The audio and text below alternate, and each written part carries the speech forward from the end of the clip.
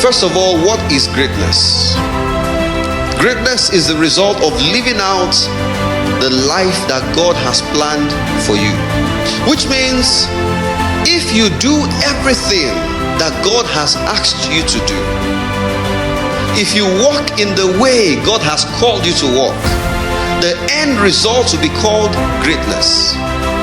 Why? Because the Bible says, for I know the plans I have for you, they are of good and not of evil. Jeremiah chapter 29 verse 11. They are good plans, they are not evil plans. Thoughts that I think towards you are thoughts of peace and not of evil, to give you a future, and that future is a great future. You don't need to be trying to take somebody else's destiny or trying to live somebody else's life. If you just stay where God has put you, the result will be called greatness. You might look at somebody, a pastor standing on the stage preaching, and say, wow, if only I can just be a pastor. No, that is not greatness.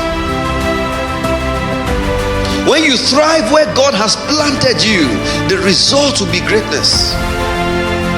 And there are many people living out greatness as we speak today, and many of them are seated here today. They are living it out on a daily basis by the grace of God. Starting businesses God has called them to start, going in line of the career that God has called them to go in. Greatness, the vision of greatness. 1 Corinthians chapter 2 verse 9 says, but as it is written, eye has not seen, nor ear heard, nor have entered into the heart of man the things that God has prepared for them that love him. Eye has not seen,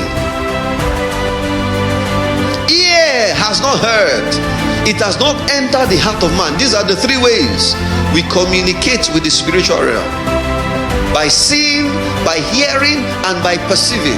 What no man has seen, that's what God plans to do for those that follow him in love. Every child of God has been ordained for greatness. Every child of God has been ordained for greatness. All we have to do is find where you have been ordained to be and blossom where you have been planted. What does greatness look like?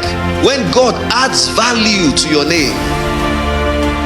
When your name means something in the spiritual realm and in the earthly realm. This is an example of greatness. When your name begins to mean something. When God adds flavor, when God adds goodness, when God adds a touch of excellence to your name. And there are many names like that today. You hear it being called and it means something. That's greatness. But how do we get there? The Bible says, the labor of fools, where is everyone? For they don't know how to get to the city. Everybody wants to live a life of greatness, but how do we get there? The beginning is a vision. The journey of 1,000 miles starts with a single step. But the one going on that journey knows they are going on a journey of 1,000 miles. If you look at someone's luggage, you can tell how long they are planning to travel for. What did God say to you from the very beginning? If you have lost your way, go back to the point that you remember. What has God? Everybody has gotten a word from God at the beginning. The only thing is that you might have forgotten because of challenges. You see, someone told me the other day, she said she went back to her notes to see the things God has said before, and she was shocked. She had forgotten. She had forgotten. Challenges can make you forget what God has said. Has forgotten. Go back to what was written, and you'll be shocked at the things that God has said to you that you have written.